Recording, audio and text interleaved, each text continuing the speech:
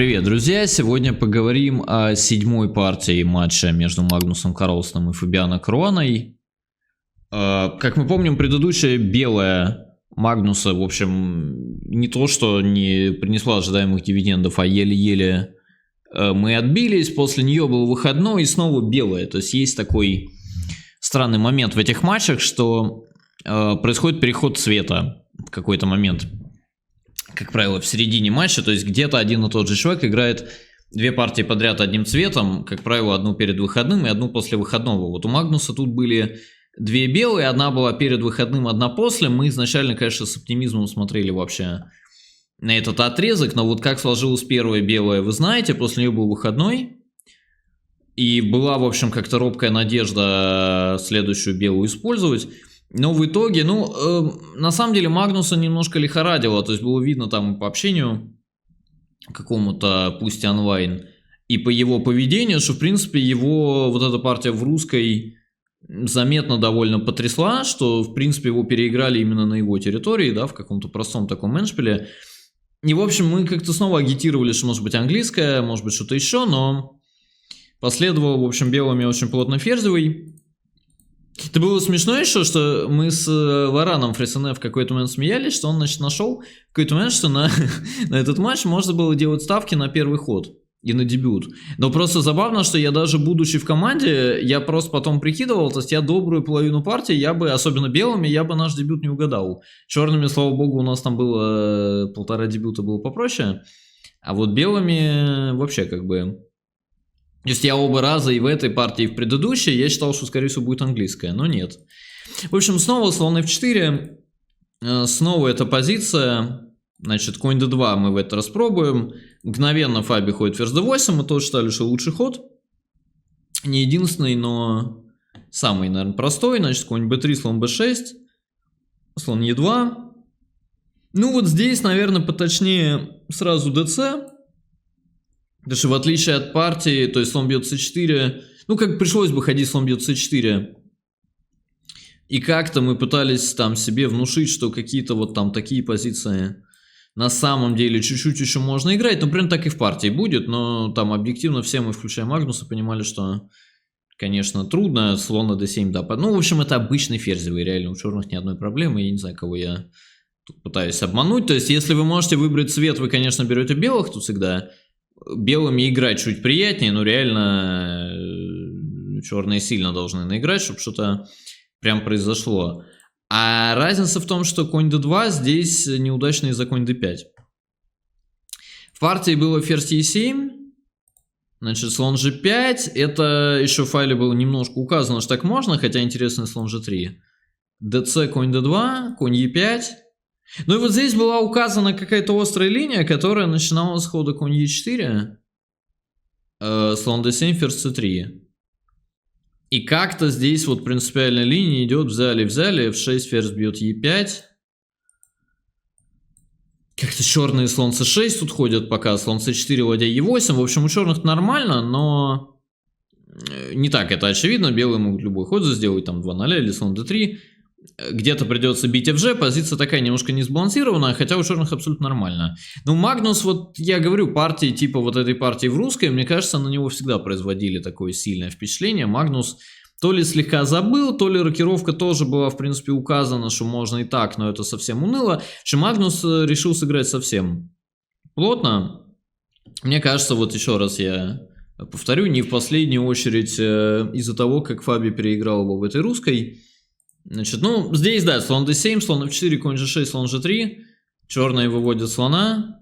Второй слон идет на c7, ладья fd1, ладья d8. Но как бы у белых тут есть некая отдаленная перспектива, что если представить себе, что вот чернопольных слонов нет, они там как-то поменялись, и белые поставят f3, e4, то в принципе слон на c6 будет тупой. И тогда белые будут давить. Это единственная вот как бы такая стратегическая, да, идея белых. Черные на это могут реагировать по-разному. То есть можно где-то не давать f3, e4 пытаться. Можно там следить за тем, чтобы этого слона можно было на коня поменять. Что после f3, e4 всегда будет нормально. Ну вот здесь как-то Магнус, например, да, по собственной инициативе. То есть он там бьет, ходит ладья d1. Не видя, скорее всего, тут идей совсем.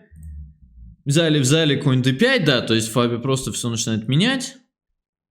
Взяли, можно было слон b5 здесь пойти, Фаби ходит пока ферзь d7, слон d3, опять же, можно было пойти там ферзь d5 и e4 вызвать, Фаби ходит b6, никуда не торопится, f3, слон b7, Магнус побил на g6, но вот он как бы этот план и проводит в итоге, да, то есть он хочет поставить пешку на e4, сейчас если пойти e4, то слон как раз идеально выходит на a6, там в вариантах.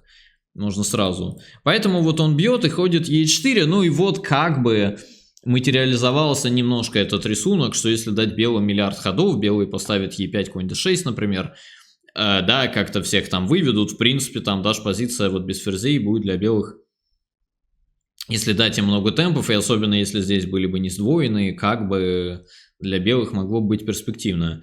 Ну да, к сожалению, в шахматы играет двое, то есть ферзь c7, на g3 вообще-то повисло. e5, ферзь c5, король h2, слон a6, Фаби просто вынуждает размен.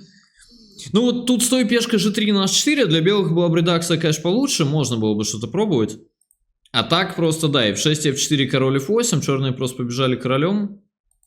Король g1, король e7, король f2, король d7. Да, король e3, слон f1, король f2, слон a6, у белых просто совсем нет идей. Ну то есть можно было попробовать c4, там fe, король c6. Король e3, как бы проверить, проиграем мы или нет здесь. Но, в общем, проиграть не должны, но выиграть тоже не должны. Реально, позиция ничейная. Ну, в общем, да, то есть вот такая партия. Обратите внимание, ну вот опять же, когда там говорят про все это величие Магнуса, про все выигранные матчи, ну вот смотрите, как матч идет, да, то есть Фаби... Так, после какого-то старта именно тяжелого, да, то есть у него все-таки было плохо в первой партии.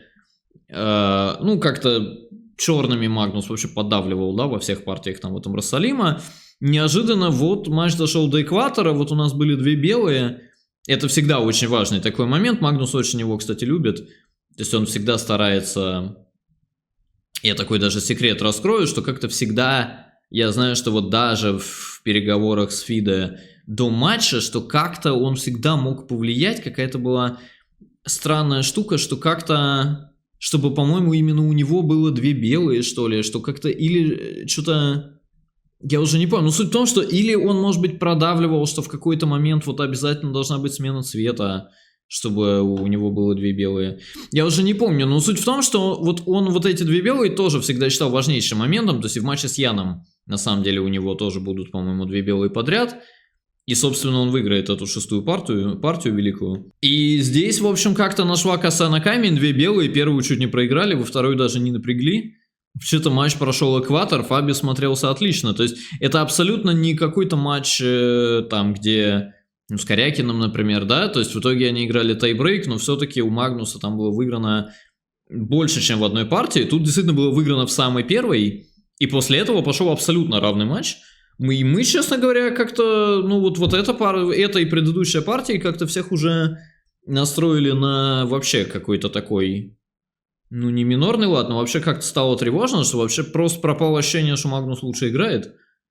И более того, пропало ощущение, что Магнус вообще как-то играет, да, то есть как-то эти две партии явно, в общем, ему не удались. Другое дело, что хорошая новость, что белыми, как бы пока у нас... Странное было такое какой-то статус-кво, да, к этому моменту, что мы не могли его как-то заставить играть английское. Больше нам ничего не нравилось, а ему как-то, видимо, английское казалось слишком рискованным. И, собственно, вот эти два белых цвета мы, по большому счету, в холостую спалили. Но хорошая новость, что теперь мы играем черными. Черными, с одной стороны, опаснее, с другой стороны, черными проще решать проблемы. И черными было проще прогнозировать, что сыграет наш же Магнус, которому мы помогаем. И вот, поэтому паники не было, но действительно вот где-то, я думаю, с этим отрезком ушли последние иллюзии, что это будет матч все-таки легкий. Я помню, что с Яном, например, там же на самом деле тоже будет много ничьих на старте, и Магнус выиграет шестую, вот эту бесконечную. Но я помню, что вот к этой шестой мы еще не отчаялись, то есть вот эта вера в то, что матч будет легкий, сейчас он выиграет где-нибудь одну, и матч на этом закончится, она вот еще не ушла. Здесь я помню, что после седьмой все уже как-то стало понятно, что что-то вообще нам ничего не планируют отдавать, что тяжелейший матч, вообще непонятно, как выигрывать его. И что явно это будет какая-то дикая борьба. Фаби здорово играл. И, в общем, ушли мы готовиться к черной партии. А вы, друзья, приходите лучше на Левитов Чес, чтобы про эту 8-ю партию, в которой мы будем играть черными, смотреть отчет. И до новых встреч.